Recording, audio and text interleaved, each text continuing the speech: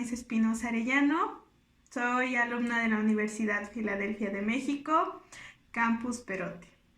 El motivo de este video es para explicarles un poco acerca del derecho marítimo. Este video es un proyecto encargado por el licenciado Giret Colorado Hernández, que es mi maestro, mi profesor en la materia de Derecho Marítimo. Estoy cursando la licenciatura en Derecho y voy en el 7º cuatrimestre. Entonces, como ya les mencioné, voy a estar hablando sobre el derecho marítimo, sus antecedentes y algunas ramas del derecho, como el derecho mercantil, que también se incluyen dentro de este. Y también sobre el derecho civil, que también pues tiene parte y entra dentro de algunas funciones del derecho marítimo. Comencemos. Marítimo, una parte de la historia es que pues en el siglo XVIII se llevaba de una manera central.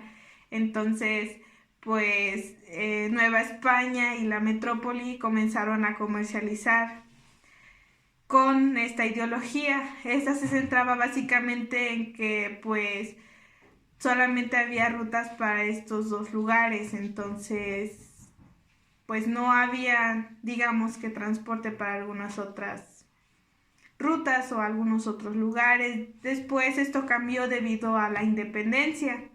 En el siglo XIX también se empezó a incorporar Francia e Inglaterra y pues empezaron a establecer ciertos lineamientos. De esta manera pues surge el derecho marítimo, ¿no? Al surgir estos lineamientos se empezaron a establecer ciertas sanciones si no se cumplían lo establecido. México fomentó otra forma de comercio exterior. De esta manera mejoraron las comunicaciones y con esto también el ferrocarril. En 1857 se estableció ya la actividad económica marítima en el Código de Comercio. Posteriormente, en 1890, se estableció ya como tal el término de derecho marítimo en la Constitución Política de los Estados Unidos Mexicanos, en sus artículos 72 y 97 de esta. De ahí en 1963, gracias a Raúl Cervantes Ahumada, se abrieron los puertos mexicanos y pues esto de cierta manera mejoró al país. Al generarse pues la actividad. Obviamente pues no fue nada más gracias a él, también hubieron algunos más partícipes, pero pues sí, él fue el que encabezó, digamos que el que se abrieran los puertos mexicanos y pues de esta manera se empezó ya a comercializar dentro del mar. ¿Cómo se define el derecho marítimo? El derecho marítimo se define como un conjunto de normas que regulan las actividades que se desarrollan dentro del mar, así como los usos y empleos dentro de este.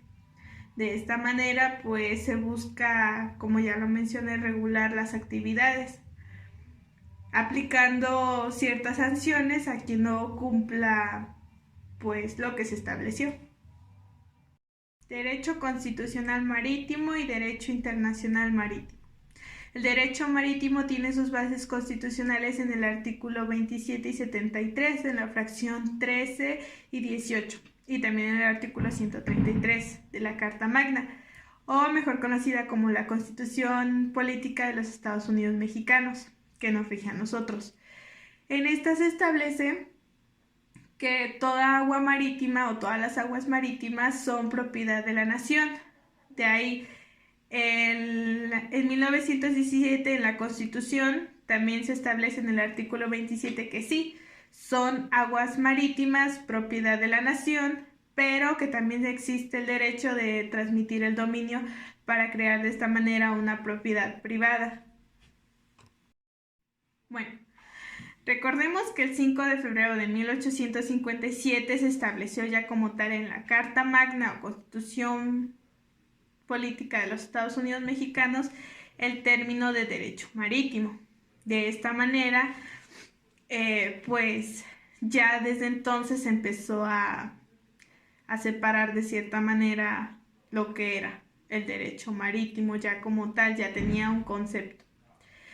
En el artículo 97 de nuestra Constitución o Carta Magna nos menciona que los tribunales federales tienen la obligación de dar a conocer las controversias y el incumplimiento de las leyes federales, de las que versan y de las que se deslindan o de cierta manera tienen digamos que cierto hilo para pues el derecho marítimo. En 1883 surgió la expedición de códigos en la República Mexicana. De esta manera pues buscaban modificar la actividad económica. Básicamente se buscó la expedición de códigos en cuestión de minería y en cuestión de comercio. Ya ahí entonces se buscaba de cierta manera separar como tal que era una actividad económica dentro del mar y fuera del mar.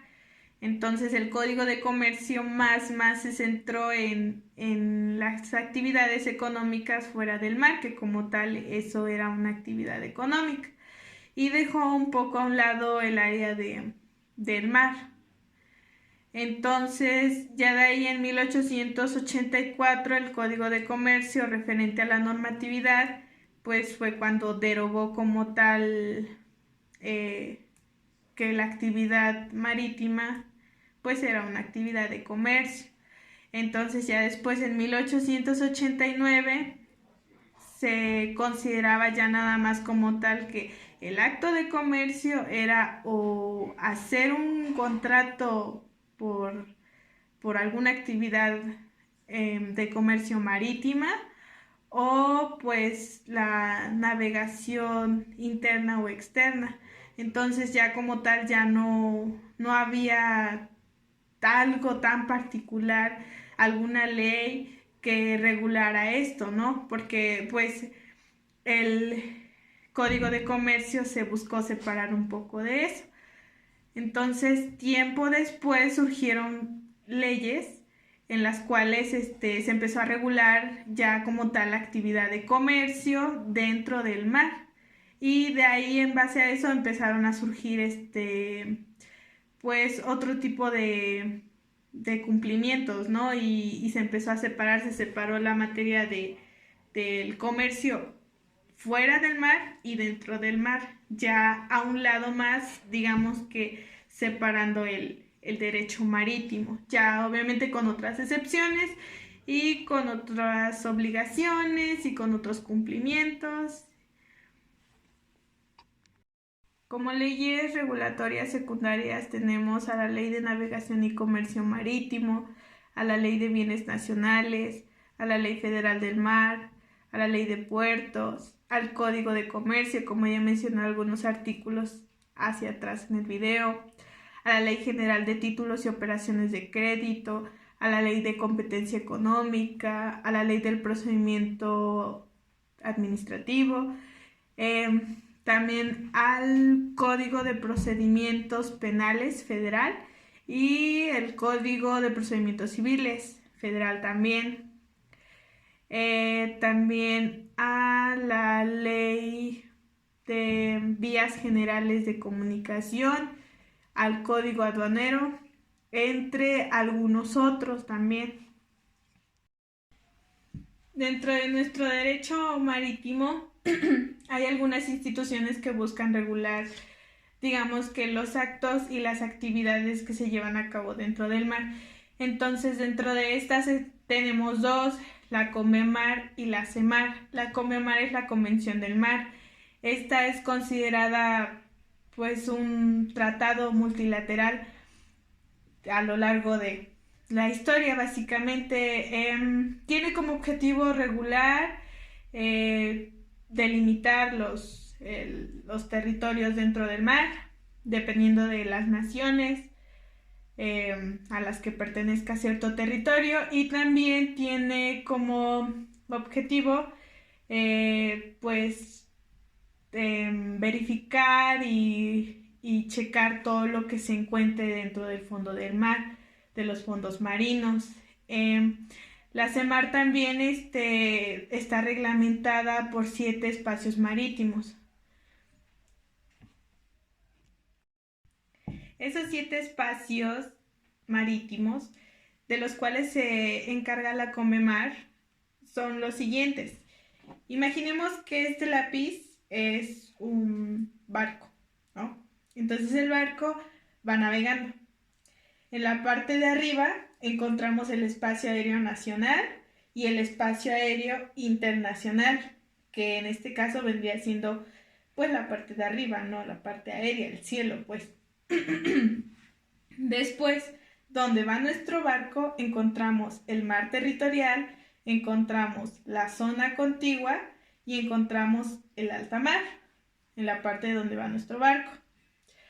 Más abajo se encuentra una zona económica exclusiva, que es básicamente el área por donde van los pescados y las especies marítimas, ¿no? Que se encuentran dentro del mar.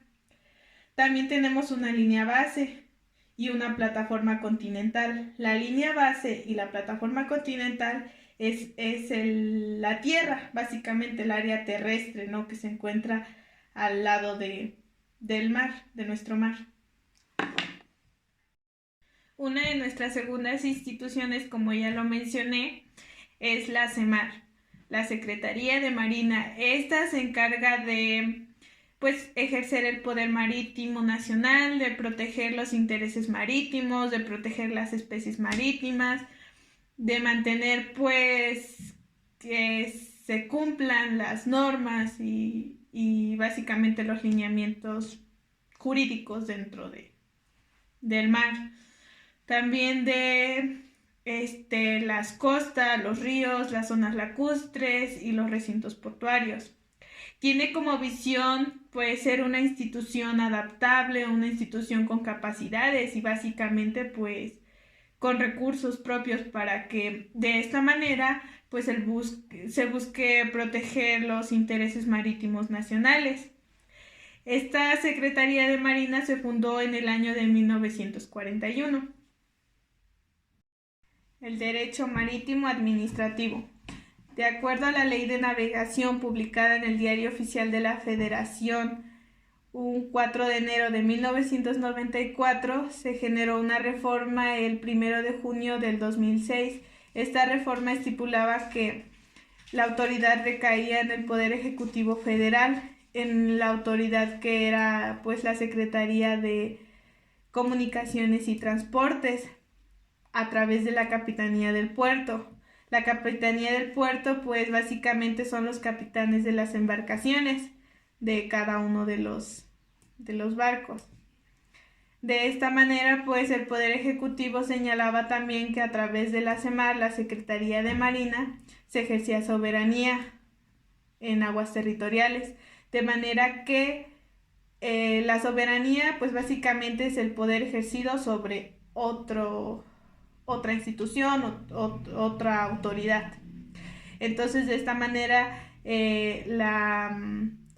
digamos que tenía otra institución cierto poder sobre la CEMAR, poder de decisión, que en este caso pues era la Secretaría de Comunicaciones y Transportes. De manera que pues sí se surgía cierta confusión, ¿no? Porque la Secretaría de Marina ejercía su poder en algunas cosas, pero venía la Secretaría de Comunicaciones y Transportes y como que contradecía, ¿no? Entonces, de cierta manera, pues se tuvo que crear después, a los siguientes años, otra reforma. Debido a esta reforma se estableció que pues la dicha facultad solamente se le otorgaría a la CEMAR. En México, en materia portuaria, hay capitanía en cada uno de los puertos ribereños que se encuentran dentro de los 17 estados, de manera que pues se dan ciertas atribuciones, las cuales pues son abanderar y matricular, también el realizar la inscripción al registro público, el vigilar la navegación y también otorgar permisos para que se lleven a cabo estas navegaciones, el dar la certificación y también el supervisar las vías navegables, básicamente. Y también otro punto pues es verificar que además de los permisos pues que que se pueda navegar sin tener ningún inconveniente con la legislación de algún otro de los estados o de los lugares en donde se presenta pues la navegación, ¿no? Porque hay algunas veces que pues estás navegando fuera del territorio nacional, dependiendo de qué país era. Entonces, pues la legislación, no vamos a comparar la legislación mexicana con la legislación de Estados Unidos, por ejemplo. Entonces, pues sí hay que tener mucho esa cuestión y sobre todo pues llevar a cabo los permisos necesarios para que pues la navegación sea de una manera eh, pues buena y de una manera que cumpla pues todos los requisitos que se llevan a cabo. Ante el Registro Público Marítimo Nacional se inscriben ciertos actos jurídicos, los cuales pues abarcan ciertos puntos, ¿no? En este caso pues son 5 los principales, que sean correspondientes a navieros y agentes navieros mexicanos y operadores, que sean contratos de adquisición y enajenación o cesión de derechos reales. En tercer punto, que sean contratos de arrendamiento de embarcaciones mexicanas. En cuarto punto, que sea la celebración de contratos de construcción de embarcaciones en territorio nacional. Y en quinto punto, que sean resoluciones judiciales y administrativas. El derecho marítimo civil. En alta mar, al igual que en el área terrestre, pues las personas pueden realizar actos los cuales involucran la legislación civil, de manera que pues en este caso el fedatario público, que esto es la persona que da fe pública, pues en el área del derecho marítimo pasa a ser el capitán del buque, el fedatario. En estos asuntos el problema es determinar la ley aplicable, es saber y checar cuál ley se aplica y cuál no, porque recordemos que no el área civil nada más es la única que entra dentro del derecho marítimo, como ya lo vimos atrás en el video, pues también entra pues el derecho mercantil por los actos de comercio que se llevan a cabo dentro del mar. Entonces es importante considerar 3 aspectos. 1, definir y analizar qué tipo de actos se está llevando a cabo o se está realizando para saber qué tipo de legislación ocupar. En 2, pues checar en base a eso, después de que ya se definió qué tipo de acto es.